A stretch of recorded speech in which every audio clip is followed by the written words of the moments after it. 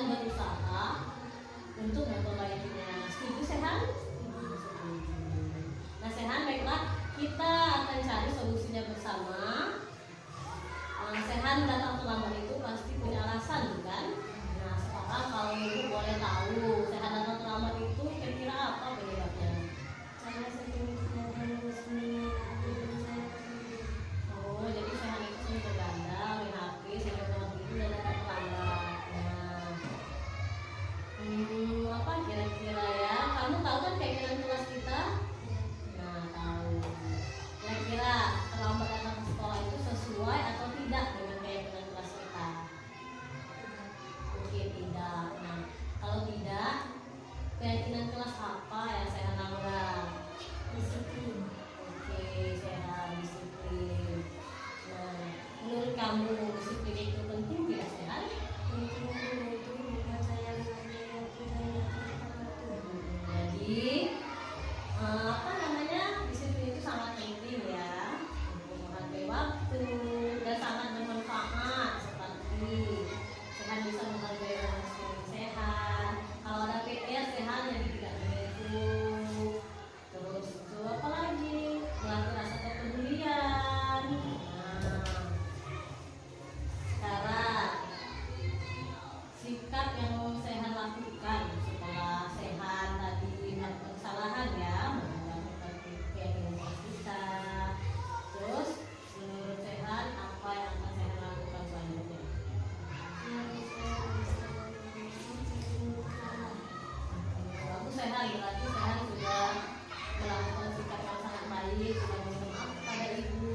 Nah menurut kamu apa yang akan kamu lakukan agar tidak datang terlambat lagi datang ke sekolah ini? saya akan berusaha untuk berkembang. Baik, jadi Sehan selanjutnya akan cepat ya, jangan begadang lagi ya Sehan ya. Jadi tidurnya itu cukup, jadi Sehan datang ke sekolah itu tidak terlambat lagi.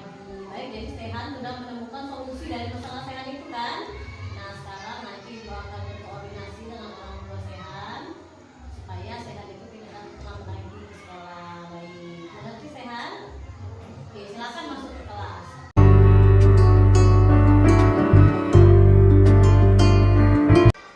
Baik, assalamualaikum warahmatullahi wabarakatuh.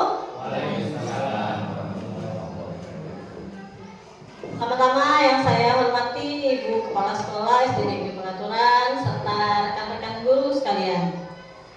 Syukur kita panjatkan kehadiran Allah Subhanahu wa taala yang mana telah memberikan kita kesempatan untuk berkumpul di siang hari ini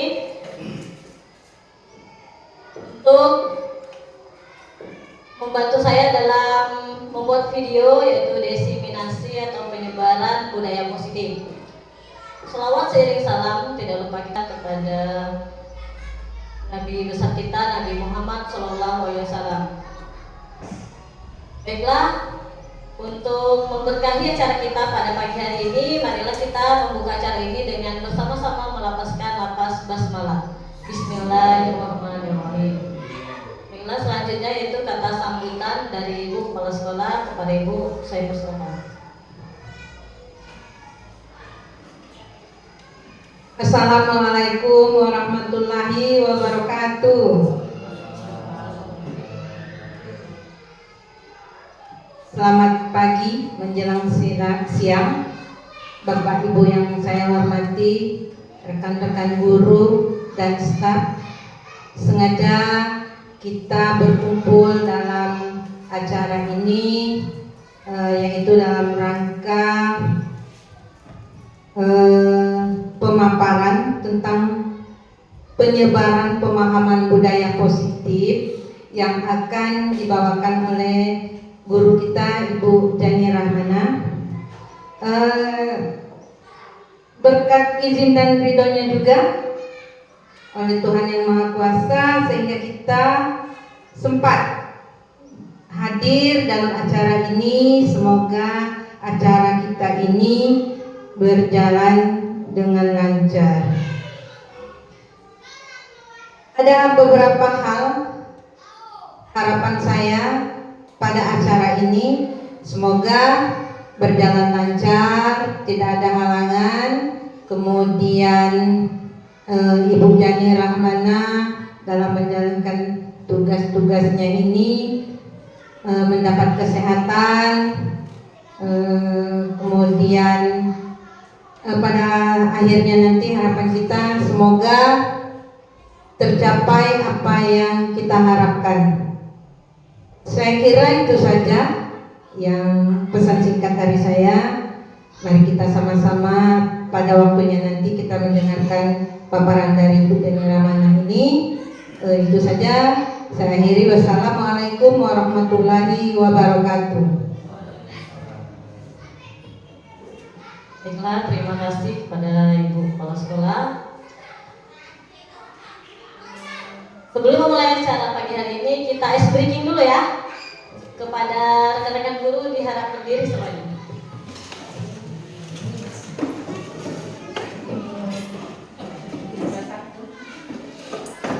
Ya, guru kelas 1. Baik, selamat pagi. Pagi. Coba kita seperti siswa kita, ibaratkan hari ini kalian sebagai siswa dan saya gurunya. Kalau selamat pagi, pagi semangat. Selamat pagi. Pagi semangat. Oke. Udah apa ya kan? Walaupun sudah siang kita masih selamat pagi. Oke. Sekali lagi. Selamat pagi. Pagi semangat. Oke, baiklah. Ice breaking-nya tepuk pagi, siang, sore. Kalau saya bilang tepuk pagi berarti 1 kali. Kalau saya bilang tepuk siang berarti 2 kali. Kalau saya bilang tepuk sore berarti setengah. Coba kita try dulu ya. Tepuk pagi, tepuk siang, tepuk sore, setengah. Kalau tepuk sorenya setengah. Oke, tepuk pagi, tepuk siang, tepuk sore, tepuk pagi, siang, sore, tepuk pagi, siang. Oke, berarti sudah konsentrasi ya. Oke, satu lagi, masih tepuk semangat, tapi yang dang, ding, dung. Coba ikuti saya. Tepuk semangat, dang, ding, dung, dang, ding, dung, semangat. Oke, satu kali lagi. Tepuk semangat, Dang, ding, dung, dang, ding, dung, semangat. Oke, terima kasih Bapak Ibu, silakan duduk.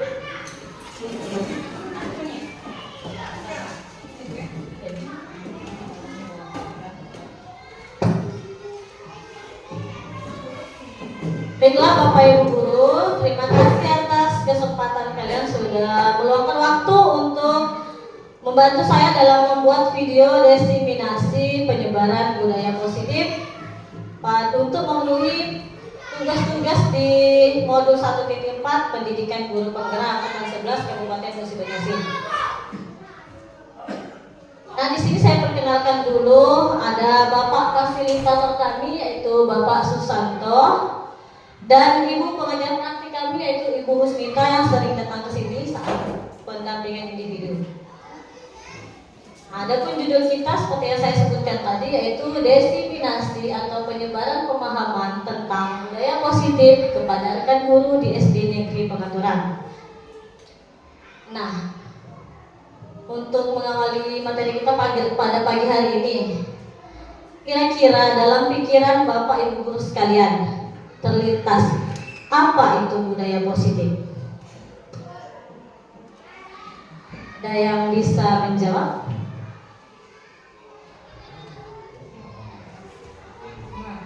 Oke, Ibu Kepala Sekolah, silakan. Semua perilaku yang baik-baik. Oke, semua perilaku yang baik-baik ya. Ada yang lain ingin menjawab? Apa itu budaya positif? Oke. Baik, terima kasih Bu Jani. Jadi budaya positif menurut saya ya ini suatu kebiasaan yang diterapkan di lingkungan sekolah dengan harapan dapat memotivasi siswa. Iya, bagus sekali. Ya, terima kasih.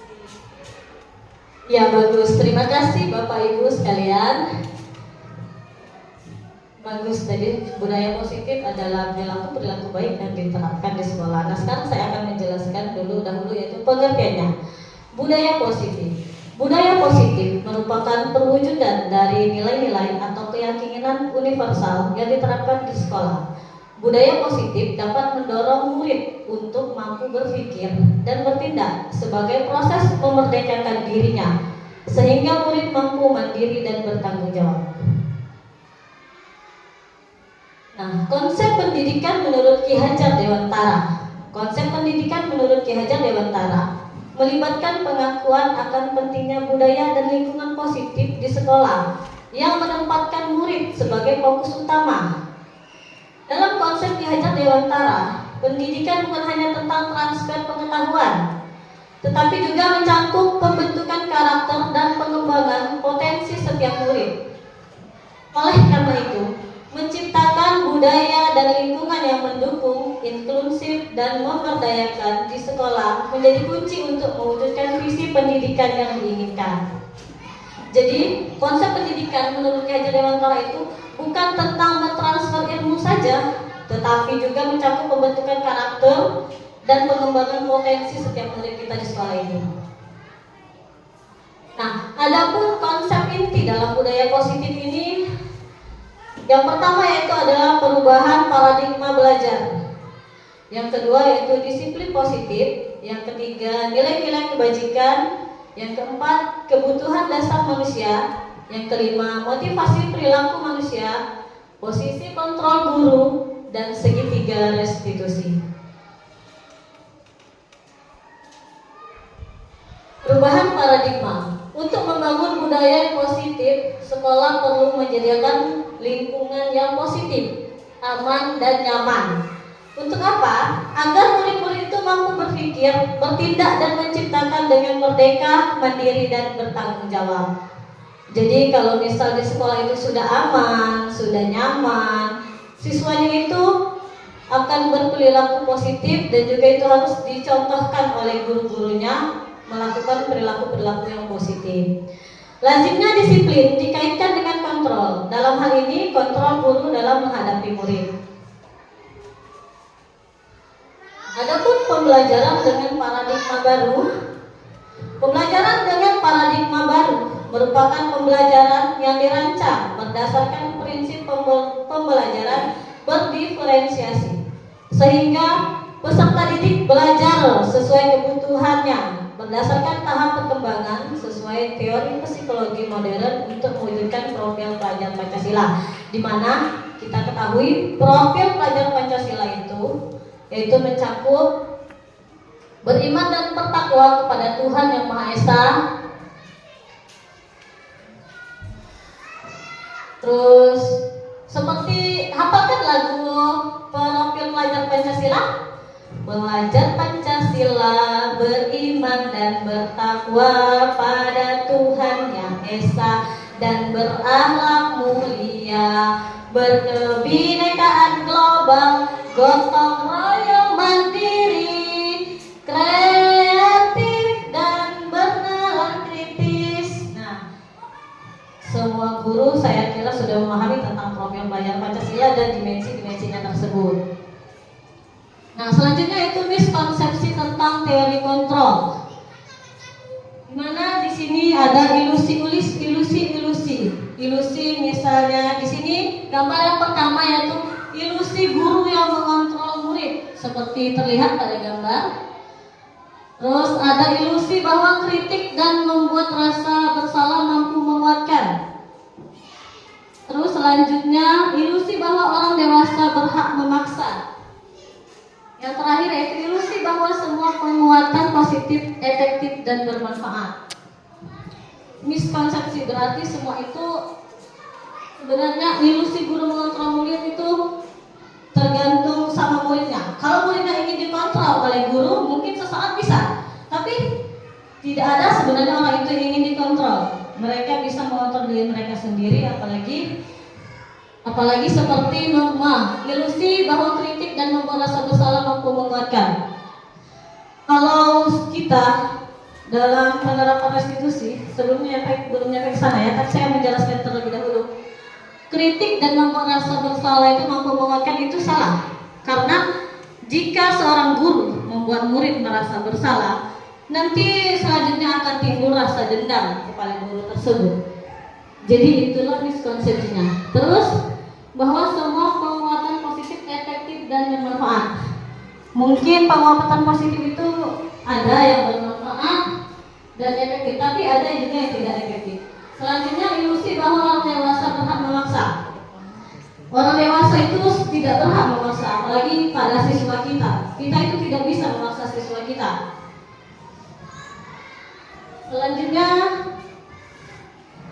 paradigma perubahan stimulus respon teori. Siapa sesungguhnya yang memiliki kontrol? Nah, di sini ada tabel stimulus respon dan teori kontrol.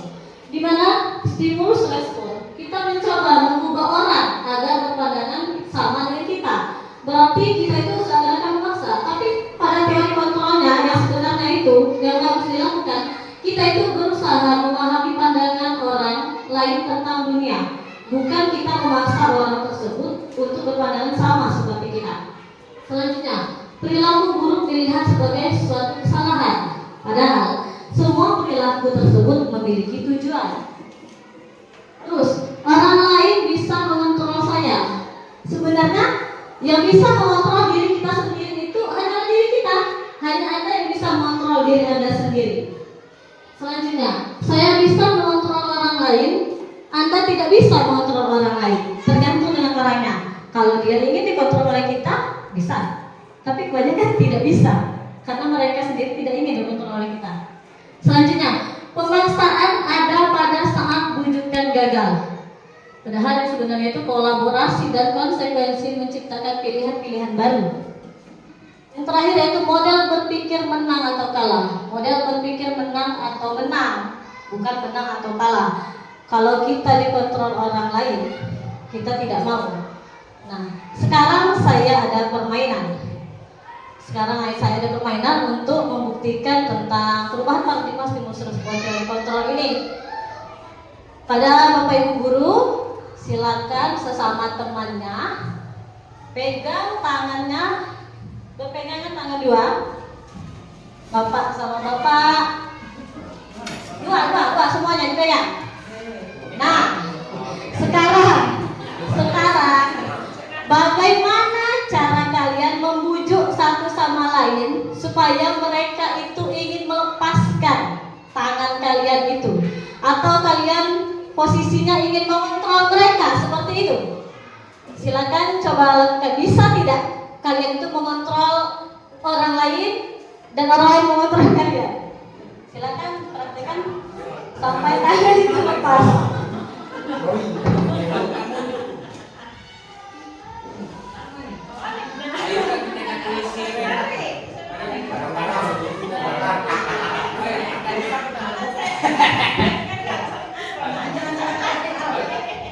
Nah, jadi di sini kita itu sudah memahami kita tidak bisa mengontrol orang lain juga tidak bisa dikontrol oleh diri kita. Selanjutnya, kalau misal kalian ingin melepaskan tadi berarti kalian kalah. Yang menang tadi, yang tidak melepaskan, kalian tidak mau kan kalah tadi, mau menang semua. Nah, disinilah penerapannya. Seperti itu contohnya. Baiklah, selanjutnya yaitu disiplin positif. Nah, disiplin positif adalah pembiasaan hal yang baik seperti yang dibicarakan oleh Pak Saparudin tadi. Terus mencakup sikap atau perilaku maupun tutur kata oleh seluruh warga sekolah. Nah, jadi bukan siswa saja di sini, seluruh warga sekolah, dari guru, para pendidik, terus tenaga pendidik juga, terutama bagi murid agar dapat berkembang menjadi pribadi yang kritis, mandiri, dan bertanggung jawab. Nah, sebagai pendidik, tujuan kita adalah menciptakan peserta didik yang memiliki disiplin diri. Sehingga apa? sehingga mereka berperilaku mengacu kepada nilai-nilai kebajikan universal dan memiliki motivasi dalam diri menuju perubahan perilaku ke arah yang lebih baik. Jadi itulah budaya positif, yaitu disiplin positif tadi, pembiasaan-pembiasaan baik yang dilakukan di sekolah oleh seluruh warga sekolah, guru, murid. Nah, adapun nilai-nilai kebajikan, banyak sekali nilai-nilai kebajikan ini. Nilai-nilai kebajikan yaitu nilai-nilai yang disepakati bersama, lepas dari suku, bangsa, agama, bahasa maupun latar belakangnya. Adapun contoh nilai kebajikan institusi atau organisasi, yang pertama dalam profil pelajar Pancasila seperti yang kita ketahui, nilai kebajikannya yaitu beriman dan bertakwa kepada Tuhan Yang Maha Esa, berakhlak mulia, berkebenekaan global, gotong royong, mandiri, kreatif, dan bernalar kritis. Terus pada program PYB, yaitu nilai kebajikan yaitu toleransi, rasa hormat, integritas, mandiri, menghargai, antusias, keingintahuan, kreativitas, kerjasama, dan percaya diri serta komitmen. Nah, adapun 9 pilar karakter Indonesian Heritage Foundation atau IHF, yaitu nilai kebajikannya yaitu cinta Tuhan dan segenap ciptaannya, kemandirian dan tanggung jawab, kejujuran, amanah, diplomatis, hormat dan santun dermawan, suka menolong dan gotong royong, percaya diri, kreatif dan bekerja keras, kepemimpinan dan keadilan, komitmen, baik dan rendah hati, toleransi, kedamaian dan kesatuan. Inilah nilai-nilai kebajikan universal. Nah, selanjutnya kita masuk ke kebutuhan dasar manusia. Nah, kebutuhan dasar manusia adalah segala sesuatu yang dibutuhkan oleh manusia untuk mempertahankan keseimbangan kondisi fisiologis dan psikologis, yang bertujuan untuk mempertahankan kehidupan dan kesehatan. Lanjut. Nah, di sini ada 5 kebutuhan dasar manusia. Kebutuhan yang pertama yaitu bertahan hidup, seperti kesehatan, rumah, makanan, biologis, merasa aman dan nyaman. Yang mana kebutuhan yang pertama ini yaitu berhubungan dengan fisiologis. Selanjutnya itu kebutuhan 2-5 ini yaitu yang berhubungan dengan ini fisiologis. Nah, yang 2-4 ini berhubungan dengan psikologis, yaitu kebutuhan rasa kasih sayang dan rasa diterima, baik itu oleh teman, keluarga, orang lain atau kelompok. Yang ketiga itu kebebasan. Kebebasan dalam membuat pilihan atau menyampaikan pendapat atau kebebasan yang lain. Yang keempat yaitu kesenangan dalam belajar atau hal lainnya. Yang kelima yaitu penguasaan. Nah, kita sebagai guru harus memahami 5 kebutuhan ini agar bisa memahami murid-murid kita.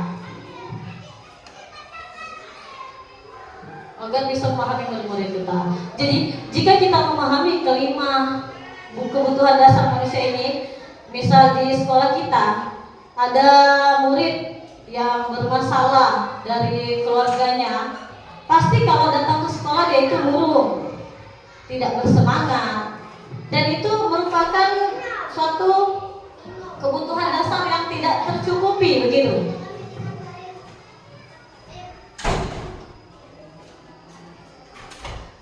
Baik, selanjutnya teori motivasi perilaku manusia. Ada 3 teori motivasi perilaku manusia. Yang pertama itu motivasi eksternal, di mana yaitu untuk menghindari ketidaknyamanan atau hukuman apa yang akan terjadi apabila saya melakukannya. Selanjutnya yaitu motivasi eksternal, di mana untuk mendapatkan imbalan dari orang lain atau institusi. Jadi apa yang akan saya dapatkan apabila saya melakukannya. Yang terakhir yaitu motivasi internal atau tujuan disiplin positif, yaitu untuk menghargai diri sendiri. Saya akan menjadi orang yang seperti apa bila saya melakukannya. Jadi di sini ada teori motivasi perilaku manusia. Yang pertama itu motivasi eksternal, di mana ada orang itu yang untuk menghindari ketidaknyamanan atau hukuman. Di sekolah kita itu, setiap sekolah itu pasti ada siswa yang memiliki teori perilaku seperti ini, yaitu untuk menghindari ketidaknyamanan atau hukuman. Nah, apa yang akan terjadi apabila saya tidak melakukannya? Di sini, misal kamu melakukan sesuatu itu tujuannya biar tidak menerima hukuman, begitu. Misalkan kita sebagai guru saja ya, kita datang pagi-pagi. Nah, kita melakukan itu hanya karena ketidaknyamanan atau hukuman atau teguran dari kepala sekolah. Ada yang seperti itu. Terus ada juga teori yang kedua itu teori eksternal, untuk mendapatkan imbalan atau pujian dari orang lain. Yang terakhir yaitu untuk menghargai diri sendiri, yaitu kita itu saya harus datang pagi-pagi karena saya itulah tanggung jawab saya, seperti itu. Nah, disinilah tentang pemahaman teori perilaku manusia itu. Setiap kita pasti pernah melakukan ketiga teori tersebut.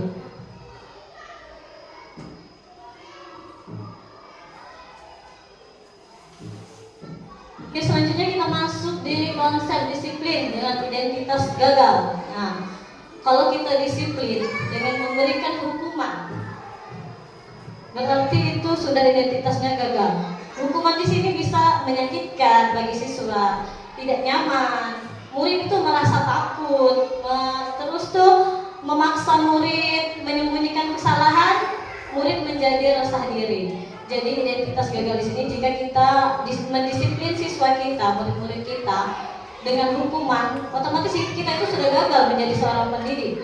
Karena pada dasarnya bukan begitu cara mendisiplinkan siswa. Terus dengan penghargaan, itu bisa merusak hubungan sesama teman mereka. Misal, siswa kita di kelas selalu yang itu saja, tidak ada siswa yang lain. Kita selalu memberikan penghargaan, begitu, reward atau di kelas. Jadi siswa yang lain itu bisa merasa iri. Ibu, setiap kali dia terus yang dapat reward, dia terus yang dapat permen. Saya tidak pernah. Kita kan otomatis menjawab, kan kamu belum bisa. Tapi sebenarnya itu merusak hubungan antara murid tersebut. Jadi dengan penghargaan tersebut juga sebenarnya itu sudah dianggap gagal, mematikan kreativitas siswa-siswa yang lain. Terus lanjut konsep disiplin dengan identitas sukses. Nah, di sini ada konsekuensi, yaitu penguatan jangka pendek, perlu monitoring berkelanjutan stimulus atau respon. Murid menghormati peraturan kehilangan waktu untuk merenungi kesalahan. Jadi di sini jika siswa kita itu melakukan kesalahan, ada konsekuensi yang harus dipahami oleh siswa tersebut. Selanjutnya yaitu penerapan restitusi. Nah, murid tersebut bertanggung jawab untuk perilakunya fokus pada pemecahan masalah yang dia lakukan. Jangka panjang murid menghormati dirinya dan orang lain. Jadi dalam teori restitusi ini, siswa itu harus menyadari dulu kesalahan mereka. Terus nilai-nilai apa yang mereka langgar ini. Misal terlambat datang ke sekolah, itu nilai disiplin. Jadi siswa itu sudah memahami dulu kesalahan mereka itu apa dan bertanggung jawab untuk tidak melakukannya lagi, serta mereka bisa menghormati diri mereka sendiri dan orang lain. Dengan begitu murid itu bersemangat untuk memperbaiki kesalahan mereka. Jadi konsep disiplin itu bukan dengan hukuman, bukan dengan penghargaan yang berlebihan dan hanya kepada siswi-siswi itu saja. Itu akan merusak hubungan antara mereka. Jadi konsep disiplin dengan identitas sukses itu yang pertama konsekuensi. Dia mengerti dan memahami kesalahan dia. Terus restitusi, berupaya untuk memperbaiki kesalahan mereka tersebut. Nah, yang ketiga konsep disiplin pendekatan restitusi, sebuah cara menanamkan disiplin positif pada murid. Di sini saya akan jelaskan dulu pengertian restitusi. Restitusi yaitu proses menciptakan kondisi bagi murid untuk memperbaiki kesalahan mereka. Jadi proses menciptakan kondisi bagi murid untuk memperbaiki kesalahan yang telah mereka lakukan. Sehingga apa? sehingga mereka bisa kembali pada kelompok mereka dengan karakter yang lebih kuat. Jadi saat siswa melakukan kesalahan, berkelahi misalnya dengan temannya, nah disinilah kita menerapkan segitiga restitusi itu namanya, dimana yaitu menciptakan kondisi bagi murid itu untuk memperbaiki kesalahan mereka, sehingga mereka itu bisa berkumpul lagi dengan teman yang sudah berkelahi tadi dengan penguatan yang lebih kuat lagi. Nah, adapun ciri-ciri restitusi yang pertama yaitu bukan untuk menebus kesalahan, namun untuk belajar dari kesalahan. Yang kedua yaitu memperbaiki hubungan dengan kelompok mereka. Terus tawaran, bukan paksaan. Selanjutnya restitusi menuntut untuk melihat ke dalam diri sendiri. Restitusi mencari kebutuhan dasar yang mendasari tindakan. Restitusi diri adalah cara yang paling baik. Restitusi fokus pada karakter bukan tindakan. Jadi kita membentuk karakter siswa itu bukan tindakan. Jadi kalau mereka melakukan kesalahan, mereka sudah tahu kesalahan mereka, berusaha untuk memperbaiki kesalahan mereka. Jadi karakter siswa yang baik itu akan terwujud. Dan fokus pada solusi dari kesalahan mereka itu apa? Restitusi mengembalikan murid yang berbuat salah pada kelompoknya. Jadi kalau misal mereka berkelahi, biasanya kan mau kembali lagi ke kelompok itu, ibarat kita itu sudah tidak enakan begitu. Nah, jadi dengan penerapan restitusi ini, mereka sudah berbaikan. Jadi mereka itu bisa kembali lagi ke kelompok mereka itu. Nah, di sini ada perbedaan. Contoh kasus siswa sering tidak mengerjakan PR. Nah, jika siswa sering tidak mengerjakan PR, di sini ada perbedaannya, hukuman, konsekuensi, dan restitusi. Di mana hukuman, guru menghukum murid tersebut hormat bendera selama 10 menit, atau guru memarahi dan sehingga murid itu merasa takut. Nah, sedangkan konsekuensi, guru memberikan konsekuensi untuk mengerjakan PR-nya saat istirahat atau dikerjakan sebanyak 3 kali lipat. Atau guru tegas dan siswa menghormati peraturan. Nah, di sini beda. Kalau kita langsung memberikan hukuman, itu sudah sangat salah dan identitas disiplin kita itu gagal. Adapun yang terakhir yaitu ada restitusi. Guru menanyakan keyakinan kelas atau dirinya dan membantu siswa menyelesaikan masalahnya. Yang kedua itu guru terbuka dan siswa menghormati dirinya dan orang lain. Jadi dari ketiga perbedaan ini, yang paling baik untuk kita terapkan itu yaitu dengan restitusi ini. Menanyakan dulu kesalahan yang mereka lakukan, terus kita penguatan dengan keyakinan kelas. Keyakinan kelas sama seperti keyakinan sekolah yang kita bentuk beberapa hari yang lalu. Terus tuh menemukan solusi dari kesalahan siswa tersebut. Selanjutnya guru terbuka dan siswa menghormati dirinya dan orang lain. Nah, di sini ada 5 posisi kontrol guru. Yang pertama yaitu sebagai penghukum, yang kedua pembuat rasa bersalah, yang ketiga sebagai teman, yang keempat mantau, dan yang kelima manajer. Sebenarnya di sini saya ada link videonya. Ini ada internetnya kok. Kita tonton sebentar ya videonya. Oke, baiklah Ibu Bapak Guru, di sini saya akan menayangkan sebuah video mengenai 5 posisi kontrol guru. Marilah kita menonton dengan bersama-sama. Salam bahagia Ibu dan Bapak Guru yang baru. Dalam penerapan disiplin positif restitusi, salah satu program yang dikembangkan adalah 5 posisi kontrol. 5 posisi kontrol dalam restitusi adalah proses perjalanan seorang pendidik agar dapat mengenali dirinya. Pada video kali ini, kita akan membahas tentang 5 posisi kontrol yang dikembangkan oleh Diane Gosser dan contoh penerapannya.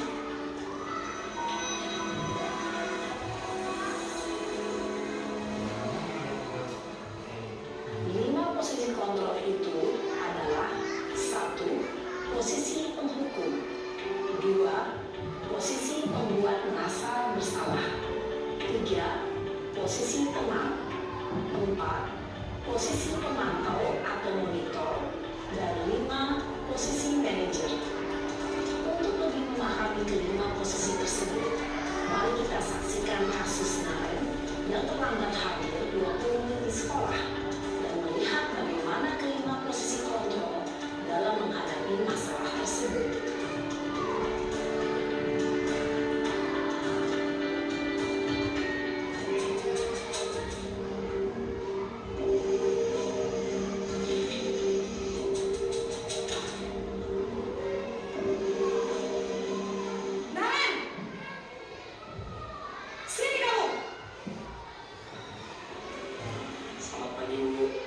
Selalu terlambat. Kamu deh, pasti terlambat. Maaf Bu, saya Apa? Apa coba? Alasan kamu apa lagi? Kapan sih kamu tidak terlambat? Malas sekali ya kamu jadi anak. saya Dasar pemalas. Gak kapok-kapok sih kamu. Sudah berapa kali terlambat? Sana, kamu keliling lapangan basket 2 kali. kenapa saya harus keliling lapangan basket Bu? Kenapa? Kamu melawan ibu? Berani-beraninya jawab. Sudah terlambat, masih berani jawab pula. Sekarang, keliling lapangan basket 5 kali sekalian. Biar kapok. Cepat. Pergi sana ke lapangan basket. Posisi penghukum biasanya berbicara dengan nada tinggi, menghardik, menunjuk-nunjuk, menyakiti, dan menyindir. Hukuman bisa berupa fisik maupun psikis. Ibu dan bapak guru hebat, dampak yang terjadi pada murid ketika guru berada pada posisi penghukum adalah murid cenderung akan memberontak, bahkan menyimpan dendam.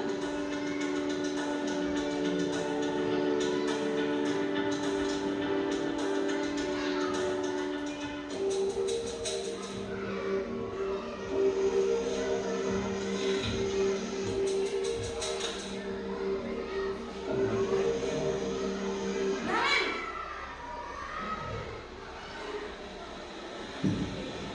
Selamat pagi Bu. Naren. Kamu kenapa terlambat lagi, nak? Ya Tuhan, Naren. Kamu senang ya bikin ibu susah ya? Kalau kamu terlambat lagi, nanti ibu yang ditegur bapak kepala sekolah, nak. Disangka ibu tidak bisa membina kamu. Duh, gimana ini? Maaf Bu. Duh, Gusti Naren. Kamu suka ya kalau ibu ditegur bapak kepala sekolah? Terus, sekarang ibu harus tulis apa ini di buku absen? Ini kamu sudah sering terlambat loh. Ibu harus apa coba? Maaf Bu. Maaf sekali. Ya sudah, lain kali jangan bikin ibu susah lagi ya, nak ya. Ibu tidak akan kuat lagi kalau kamu begini terus. Bisa jantungan kalau ibu tegur bapak kepala sekolah. Sana cepat ke kelas. Maaf ya Bu. Maaf sekali.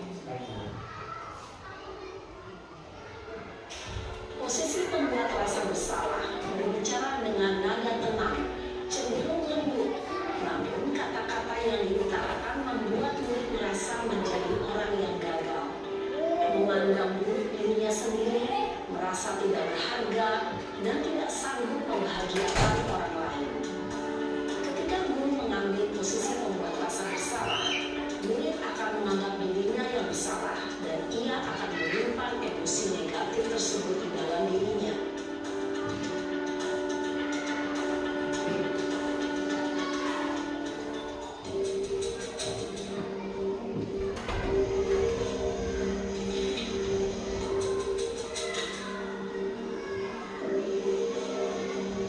Naren!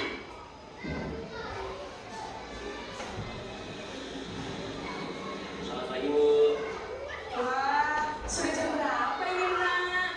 Terlambat lagi ya, sayang?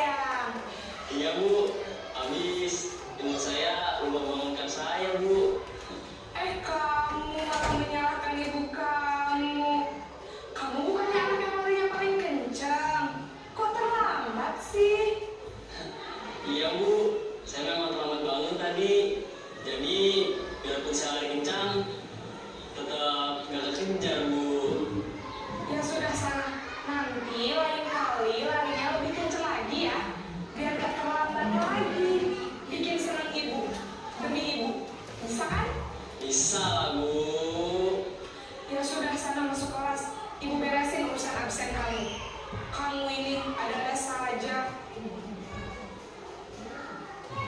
Dalam posisi teman, murid berbicara dengan nada suara ramah, akrab, cenderung bersenda beliau untuk menjaga suasana tetap santai. Murid akan merasa senang, aman, dan akrab dengan guru. Identitas yang tercipta adalah identitas sukses atau berhasil. Namun, perlu diingat, karena ini masih dorongan eksternal, maka ada faktor ketergantungan dari murid kepada orang tertentu. Di sini, guru absennya, sehingga di lain waktu, murid bisa berperilaku baik, namun hanya kepada orang-orang tertentu saja.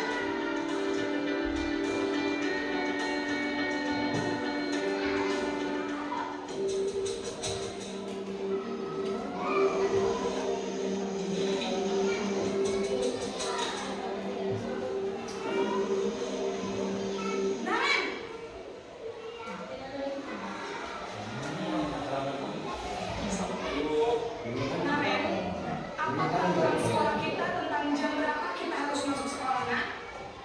Kita harus di sekolah jam 7, Bu. Iya betul, sekarang sudah jam 7.20. Naren sudah tahu konsekuensinya jika terlambat hadir. Paham, Bu. Saya harus tinggal kelas pas jam istirahat selama 20 menit. Iya benar, konsekuensinya demikian. Jadi nanti jam 9.30 pas istirahat, kamu harus tinggal di kelas, kerjakan tugas tambahan untuk ketertinggalan kamu, ya? Baik, Bu. Posisi pemantau mengandalkan penghitungan atau data untuk mengontrol murid. Guru mengarahkan murid berdasarkan peraturan dan konsekuensi. Seorang pemantau menunjukkan bahasa tubuh dan ekspresi wajah yang datar dan cenderung formal.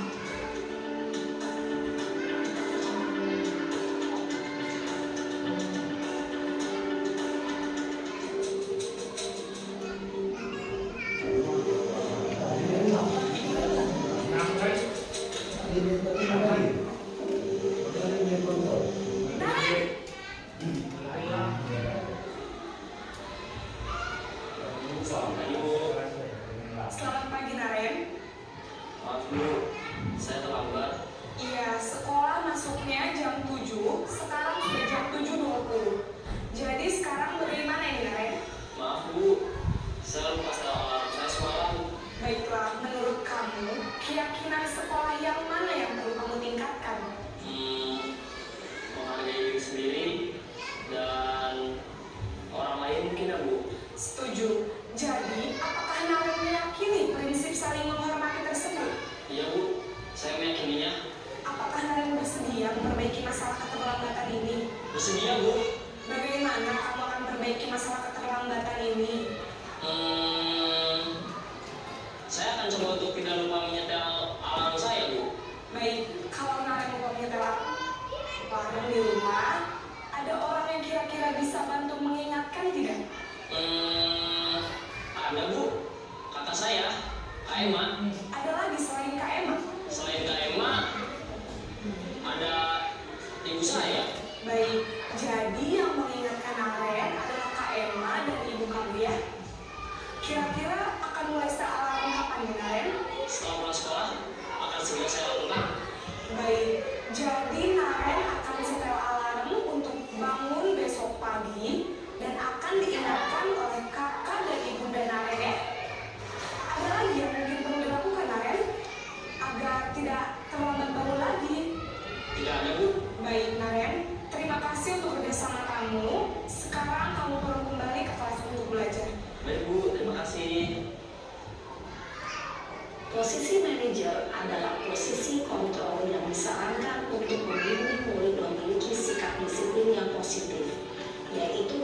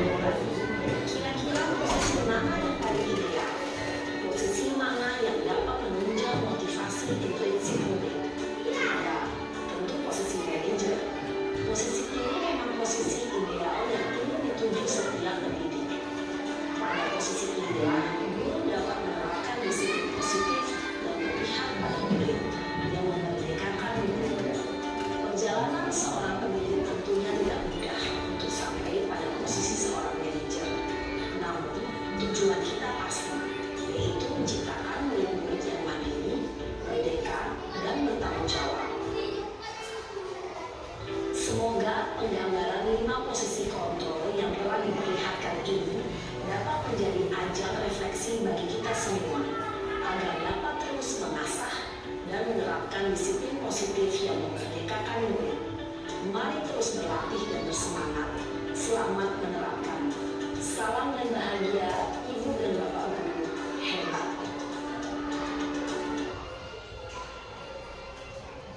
Baiklah, kita sudah menyaksikan video tentang 5 posisi kontrol guru. Nah, di sini posisi yang paling baik diterapkan oleh kita sebagai guru dengan siswa-siswa yang bermasalah, yaitu posisi sebagai apa tadi? Iya, betul sekali, sebagai manajer. Di mana posisi sebagai manajer ini mulai dari menanyakan keyakinan apa yang dilanggar oleh siswa tadi, terus mencari solusi atas kesalahan mereka tersebut, dan selanjutnya akan berdampak kepada kemandirian murid dan rasa bertanggung jawab serta menghargai diri sendiri dan orang lain.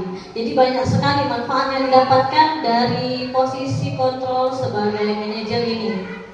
Nah, sebagai guru kita harapkan kita bisa menerapkan posisi sebagai manajer ini dalam menerapkan segitiga restitusi atau permasalahan dengan mengatasi masalah dengan penerapan segitiga restitusi, di mana posisi kontrol kita sebagai manajer.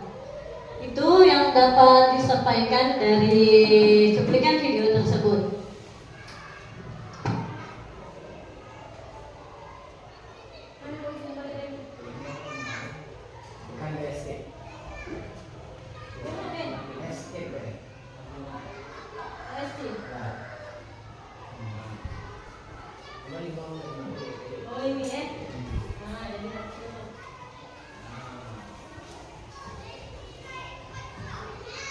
Baiklah Bapak Guru, kita lanjut.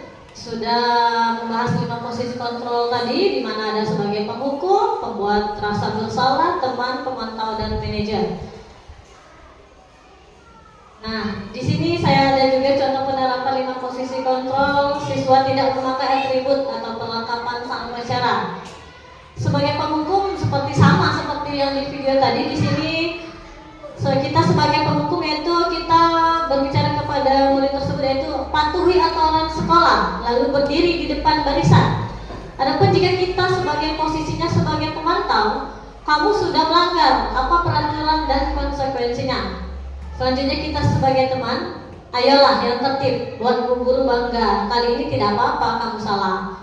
Selanjutnya pembuat rasa bersalah. Berapa kali Bu Guru harus memberitahu kamu, Bu Guru kecewa sama kamu. Adapun sebagai manajer, apakah kamu tahu kesalahanmu? Kira-kira bagaimana kamu akan memperbaiki kesalahan tersebut? Nah, jadi posisi yang paling tepat tadi ya, posisi manajer seperti yang kita tonton tadi, sama cara mengatasi masalahnya. Nah, sekarang lanjut keyakinan kelas. Mengapa keyakinan kelas? Mengapa tidak peraturan kelas saja? Mengapa kita memiliki peraturan tentang penggunaan helm pada saat mengendarai kendaraan roda 2 atau motor? Terus ada pertanyaan lagi, mengapa kita memiliki peraturan tentang penggunaan masker dan mencuci tangan setiap pagi? Nah, di sini ada penjelasannya, mengapa keyakinan kelas, bukan peraturan kelas. Jadi jawabannya, mengapa kita memiliki peraturan tentang penggunaan helm dan saat mengendarai kendaraan roda 2 tadi? Yaitu jawabannya mungkin untuk keselamatan kita. Nah, ada pun yang kedua itu mengapa kita memiliki peraturan tentang penggunaan masker dan mencuci tangan setiap saat? Yaitu untuk kesehatan dan keselamatan kita. Di mana nilai-nilai keselamatan atau kesehatan inilah yang kita sebut sebagai suatu keyakinan, yaitu nilai-nilai kebajikan universal yang disepakati secara tersirat dan tersurat, lepas dari latar belakang suku, negara, bangsa maupun agama. Seperti yang sudah disampaikan sebelumnya pada pembelajaran 2.1 tentang nilai-nilai kebajikan, bahwa menekankan pada keyakinan seorang akan lebih memotivasi seseorang dari dalam. Jadi kalau keyakinan itu akan lebih memotivasi seseorang daripada peraturan. Seseorang akan lebih tergerak dan bersemangat untuk menjalankan keyakinannya daripada hanya sekedar mengikuti serangkaian peraturan-peraturan tertulis tanpa makna. Murid-murid pun demikian, mereka perlu mendengarkan dan memahami arti sesungguhnya tentang peraturan-peraturan yang diberikan. Apa nilai-nilai kebajikan di balik peraturan tersebut? Apa tujuan utamanya? Dan menjadi tidak tertarik atau takut sehingga hanya sekedar mengikuti serangkaian peraturan-peraturan yang mengatur mereka tanpa memahami tujuan mulianya. Disitulah mengapa disebut dengan keyakinan kelas. Jadi ada kewajiban pada diri murid tersebut. Kalau hanya peraturan-peraturan saja banyak siswa yang melanggar. Kalau keyakinan itu mereka sudah sepakati bersama, mereka yang membuatnya, mereka meyakini akan melakukan hal tersebut. Keyakinan kelas adalah nilai-nilai kebajikan atau prinsip-prinsip universal yang disepakati bersama secara universal. Adapun menurut Gosten, suatu keyakinan akan lebih memotivasi seseorang dari dalam atau secara intrinsiknya. Seseorang akan lebih bersemangat untuk menjalankan keyakinannya daripada hanya sekedar mengikuti serangkaian perilaku. Adapun pembentukan keyakinan kelas, yang pertama itu keyakinan kelas itu bersifat abstrak daripada peraturan yang lebih rinci dan konkret. Keyakinan kelas berupa pernyataan-pernyataan yang universal. Pernyataan keyakinan kelas senantiasa dibuat dalam bentuk positif. Keyakinan kelas hendaknya tidak terlalu banyak sehingga mudah diingat dan dipahami. Semua warga kelas sebaiknya ikut berkontribusi dalam membuat kegiatan kelas lewat curah pendapat. Bersedia meninjau kembali keyakinan kelas dari waktu ke waktu. Nah, di sini ada dua tabel, ada peraturan dan sebelahnya ada keyakinan kelas atau nilai kebajikan yang dituju. Misal dalam peraturannya selalu kembalikan buku ke tempatnya. Keyakinannya yaitu tanggung jawab dari siswa itu sendiri. Terus dilarang mengganggu orang lain. Keyakinannya atau nilai kebajikannya yaitu menghormati orang lain dan dirinya sendiri.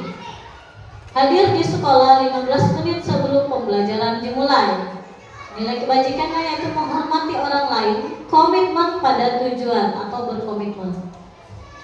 Selanjutnya dilarang melakukan kekerasan. Nilai kebajikannya yaitu keselamatan dan menghormati orang lain. Dilarang menggunakan narkoba, yaitu untuk apa? Untuk keselahatan. Terus bergantian atau menunggu giliran. Nilai kebajikannya yaitu menghormati orang lain dan sabar. Selanjutnya gunakan masker, yaitu untuk kesehatan dan keselamatan. Yang terakhir yaitu jangan berlari di kelas atau koridor, yaitu untuk keselamatan dan keamanan. Nah, selanjutnya membuat kesepakatan kelas atau keyakinan kelas tadi. Yang pertama, kita jelaskan dulu kepada siswa bahwa misal hari ini kita akan membuat keyakinan atau kesepakatan kelas sama seperti yang kita lakukan tempo hari tentang keyakinan tatip keyakinan sekolah. Setelah memberikan penjelasan kepada siswa apa itu keyakinan kelas, apa yang akan ditaati di dalam kelas itu. Nah, siswa diberikan kertas untuk menuliskan pendapat-pendapat mereka.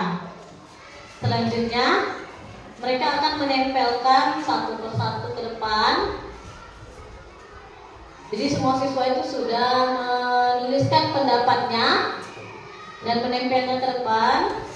Nah, selanjutnya kita buat kalimat mereka itu menjadi kalimat positif.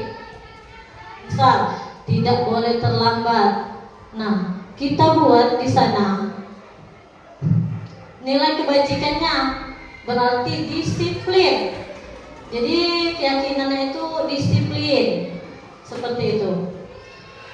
Setelah ditempel, kita print, kita buat poster atau langsung kita tempelkan pada poster. Ini kan contoh saja di kelas 1, kami kemarin menempel di papan tulis saja. Nah, ini lebih bagus lagi kita buat di poster yang lebih besar dan ditempel di dinding biar siswa itu selalu ingat saat mereka melihatnya. Nah, bagaimana pembentukan keyakinan kelas? Nah, seperti yang saya jelaskan di awal tadi, lebih abstrak daripada peraturan. Terus kata-katanya itu sedikit saja agar mudah diingat oleh murid, yaitu berupa pernyataan universal. Terus itu dapat diterapkan di kelas. Bersedia meninjau kembali keyakinan kelas dari waktu ke waktu, dibuat dalam bentuk kalimat-kalimat positif, dan semua warga kelas hendaknya ikut berkontribusi dalam pembuatan keyakinan kelas. Nah, selanjutnya kita masuk ke tahap segitiga restitusi, di mana segitiga restitusi itu ada 3 tahap. Yang pertama yaitu menstabilkan identitas. Menstabilkan identitas bisa dengan pertanyaan. Setiap orang pasti pernah melakukan kesalahan. Kamu bukan satu-satunya yang pernah melakukan ini. Selanjutnya yang kedua yaitu validasi tindakan yang salah. Kamu tentunya punya alasan mengapa melakukan hal tersebut. Atau pertanyaan yang lainnya, adakah cara yang lebih efektif untuk mendapatkan apa yang kamu butuhkan? Yang terakhir yaitu menanyakan keyakinan. Nilai-nilai apa yang telah kita sepakati? Kamu ingin menjadi orang yang seperti apa? Jadi dalam tahap segitiga restitusi itu ada 3 tahap, seperti video yang saya buat bersama siswa tempo hari. Yang pertama yaitu menstabilkan identitas. Kita menanyakan masalahnya tersebut terlebih dahulu. Selanjutnya validasi tindakan. Kita menanyakan kepada siswa alasan mereka melakukan hal tersebut. Nah, selanjutnya itu menanyakan keyakinan, di mana keyakinan yang telah kita sepakati di kelas tersebut, apa yang telah mereka langgar, dan selanjutnya kita bersama-sama dengan murid itu mencari solusinya, begitu. Seperti contoh di video Naren tadi, pada posisi manajer, di situ sudah menerapkan segitiga restitusi. Dan masih segitiga restitusi, kita semua akan melakukan hal yang terbaik yang bisa kita lakukan. Atau pada tahap kedua, validasi tindakan yang salah, semua perilaku tadi memiliki alasan. Kita mengetahui dulu alasan siswa melakukan hal tersebut. Yang terakhir kita menanyakan keyakinan. Tahap segitiga restitusi yang pertama menstabilkan identitas. Nah, di sini contohnya, berbuat salah itu tidak apa-apa. Tidak ada manusia yang sempurna. Saya juga pernah melakukan kesalahan seperti itu. Kita bisa menyelesaikan ini. Bapak atau ibu tidak tertarik mencari siapa yang salah, tapi bapak atau ibu ingin mencari solusi dari pemahaman ini. Kamu berhak merasa begitu. Nah, inilah kalimat-kalimat yang hendaknya kita lontarkan kepada siswa saat menerapkan segitiga restitusi. Adapun tahap yang kedua yaitu validasi tindakan yang salah. Dengan kata-kata, padahal kamu bisa melakukan yang lebih buruk dari ini ya. Kamu pasti punya alasan mengapa melakukan hal itu. Kamu patut bangga pada dirimu sendiri karena kamu telah melindungi sesuatu yang penting buatmu. Kita memvalidasi tindakan yang dilakukan oleh siswa tersebut. Apa alasan mereka melakukan itu? Yang terakhir yaitu menanyakan keyakinan. Apa nilai-nilai umum yang telah kita sepakati atau nilai-nilai dari keyakinan kelas yang telah dibuat itu? Terus apa bayangan kita tentang kelas yang ideal? Kamu mau jadi orang yang seperti apa? Nah, jadi ketiga tahap restitusi itu kita terapkan pada siswa-siswa yang bermasalah tersebut, seperti contoh Naren tadi. Ditanya dulu apa alasan dia terlambat, terus memvalidasi tindakan. Setelah mengetahui masalah Naren itu apa terlambat tadi, menanyakan keyakinan apa yang telah dilanggar oleh si Naren tadi, yaitu disiplin, menghargai orang lain dan diri sendiri. Dan yang terakhir, kita mencari solusi dari masalah siswa tersebut. Pada video tadi, solusi supaya Naren itu tidak datang terlambat lagi, yaitu dengan memasang alarm. Terus tuh ada orang yang mengingatkan, ibu dan kakaknya. Nah, di situ jadi si Naren itu sudah mendapatkan solusi dari masalah dia sendiri. Nah, seperti itu juga dalam penerapan kita dengan siswa kita, seperti saya tempo hari. Di Di situ saya memperhatikan sebagai manajer juga. Jadi siswa itu apa yang tempo hari, nah siswa itu sering datang terlambat juga, sehingga pelajaran-pelajarannya itu tertinggal di saat jam pertama. Nah, di sini saya sudah menerapkan segitiga restitusi tersebut. Ada videonya, mungkin kalian semua sudah menontonnya kan? Yang bersama Sehan dan Peru. Nah, disitulah cara penerapan segitiga restitusi itu. Dimana dengan penerapan segitiga restitusi itu, kita itu sebagai guru itu sudah membentuk karakter siswa. Dari mereka sudah mengetahui kesalahan mereka, terus mereka sudah mengetahui keyakinan kelas apa yang mereka langgar, atau nilai kebajikan apa yang sudah mereka langgar. Terus mereka ini sudah menyadari juga kalau hal tersebut salah, sehingga kita bersama siswa itu mencari solusi dari kesalahan mereka tersebut. Nah, dengan begitu terbentuklah karakter siswa itu yang jauh lebih baik lagi, sehingga mereka kembali ke kelompok mereka itu dengan penguatan yang lebih kuat lagi. Jadi posisi kontrol kita sebagai guru yang paling baik diterapkan yaitu sebagai manajer dengan penerapan segitiga restitusi tersebut. Baiklah, untuk materi kita pada hari ini sampai di tahap segitiga restitusi. Nah, selanjutnya untuk ibu bapak guru, di sini saya mempunyai 3 pertanyaan. Setelah mengikuti pemaparan dan materi saya pada hari ini, bagaimana perasaan kalian semua setelah mengikuti ini? Terus setelah mengikuti materi pengimbasan atau diseminasi pada hari ini, saya jadi paham bahwa apa budaya positif seperti apa, penerapan segitiga restitusi seperti apa. Terus pertanyaan ketiga, target saya selanjutnya seperti apa? Nah, di sini saya ingin di antara kalian menjawab dari ketiga pertanyaan ini. Baiklah, untuk pertanyaan pertama, perasaan saat ini. Siapa kira-kira yang ingin menjawab pertanyaan dari soal nomor 1?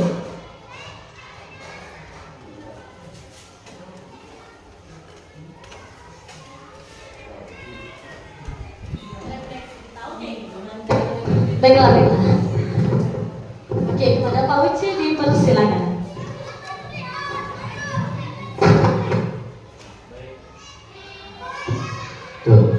Baik, kami untuk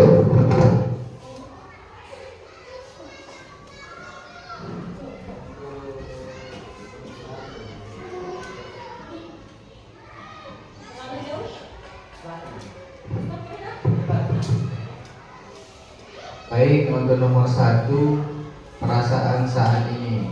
Untuk saya sendiri itu perasaan saya pada saat ini itu tentang perubahan atau meyakini keyakinan untuk di kelas. Itu saya sudah buatnya keyakinan, tapi saya waktu itu tidak membuat apa yang di sebelah ini tadi. Kami buat peraturan kelas ya. Kami buat peraturan kelas saja, kemudian tidak ada keyakinannya. Tapi untuk yang selanjutnya saya usahakan akan membuat ada keyakinannya sebelahnya. Ya. Nah, itu untuk perasaan hari ini sangat menyenangkan ya.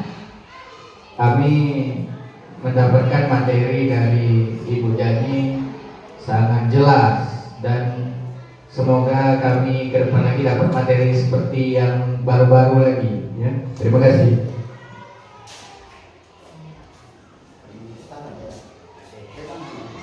Baik, oke, tepuk tangan dulu untuk Pak Uci. Ya, baik, terima kasih. Ada lagi yang ingin menyampaikan perasaannya pada hari ini untuk pertanyaan nomor 1? Apa cukup Pak Uci sendiri? Oh, sudah? Oke, lanjutnya kita ke pertanyaan kedua. Setelah mengikuti materi pengimbasan atau diseminasi pada hari ini, saya jadi paham bahwa, nah, siapa kira-kira yang menjawab pertanyaan yang nomor 2 ini? Yang senior, mungkin yang senior ya. Oke, ada 2 yang singgah di sini. Oke.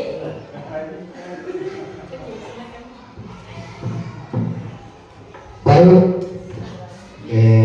Ibu Jenny Rahmana, saya akan mencoba menjawab pertanyaan yang nomor 2 setelah mengikuti materi pembebasan diseminasi pada hari ini. Saya menjadi paham yang pertama, sedikit memahami tentang materi yang Ibu Jenny paparkan tadi, masalah budaya positif di sekolah. Dan yang kedua, lebih memahami posisi daripada seorang guru, terutama pada segitiga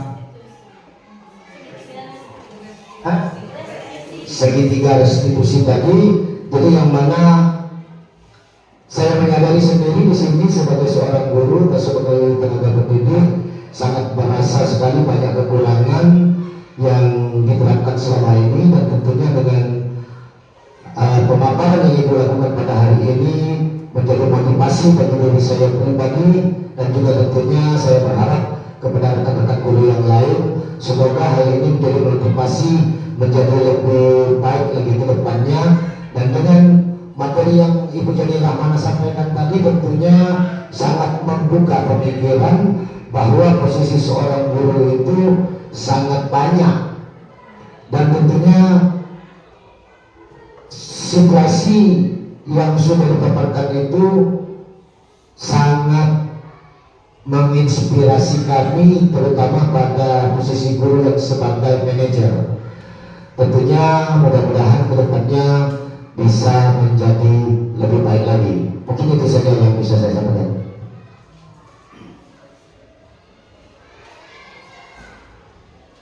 Baik, terima kasih kepada Bapak Demon. Kita beri tepuk tangan dulu. Oke. Selanjutnya kita ke pertanyaan ketiga, yaitu target saya selanjutnya. Apa hal yang akan kalian lakukan setelah penyampaian dari materi saya ini tentang budaya positif? Oke. Baik, terima kasih mengucapkan kepada Ibu Yani yang telah menyampaikan materi yang begitu luar biasa, ilmu baru bagi kami. Apalagi setelah mengikuti materi ini, saya pribadi lebih memahami berkaitan dengan 5 posisi kontrol dan tahapan segitiga restitusi tadi. Dan target saya selanjutnya nantinya akan menerapkan apa yang tadi disampaikan Ibu tadi. Mudah-mudahan bisa diterapkan, begitu juga dengan kawan-kawan yang lainnya, dan tentu pastinya sangat bermanfaat sekali. Terima kasih sekali lagi. Sukses bagi Ibu Yani. Terima kasih. Baik, terima kasih pada Pak. Kita beri tepuk tangan sekali lagi. Baiklah Ibu Bapak Guru sekalian, selesai sudah diseminasi atau penyebaran tentang pemahaman budaya positif saya hari ini. Terima kasih kepada rekan-rekan guru semuanya.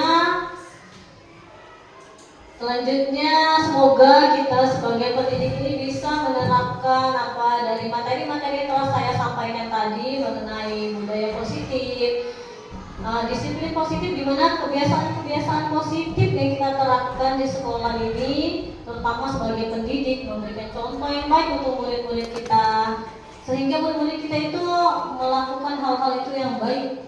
Selanjutnya yaitu tentang 5 posisi kontrol tadi. Kita di sini sangat diharapkan guru itu sebagai posisi kontrolnya itu sebagai manajer dengan menerapkan segitiga restitusi tadi. Jadi siswa itu bukan, kalau sebagai penghukum siswa itu merasa bersalah, siswa itu akhirnya merasa dendam kepada guru tersebut. Adapun sebagai teman memang cara kita lembut, tapi memberikan efek yang tidak mandiri pada siswa. Jadi siswa itu hanya berbuat baik begitu hanya dengan guru itu saja, dan yang lain tidak. Terus sebagai pemantau di sini, kalau posisi kita sebagai pemantau, kita hanya memakai catatan-catatan saja. Misal, jam berapa kamu? Menanya-menanya seperti itu saja. Menyalahkan siswa. Nah, adapun sebagai manajer tadi di sana sangat komplit. Di sana sangat komplit. Kita menanyakan menanyakan kesalahan siswa tersebut. Terus tuh keyakinan apa yang dilanggar oleh siswa. Terus kita menguatkan siswa dengan bahwa tidak hanya kamu saja pernah melakukan kesalahan tersebut, kami juga pernah melakukan. Tapi bagaimana cara kita mencari solusi dari kesalahan siswa tersebut? Nah, jadi siswa itu sangat termotivasi untuk memperbaiki kesalahan yang telah mereka perbuat tadi. Nah, dengan begitu karakter siswa itu jika kembali ke kelompok mereka itu akan menjadi lebih kuat lagi. Mereka akan lebih mandiri, akan lebih bertanggung jawab dengan diri sendiri, akan lebih menghargai orang lain dan dirinya sendiri juga. Jadi banyak sekali manfaat dari penerapan segitiga restitusi tersebut. Baik, itu saja. Mungkin cukup sekian dan terima kasih. Marilah sama-sama kita tutup acara pada siang hari ini dengan melafazkan lafaz hamdalah. Alhamdulillahirabbil alamin. Baiklah, kepada ibu bapak guru yang ingin mengopi atau minum dipersilakan atau ingin ke belakang.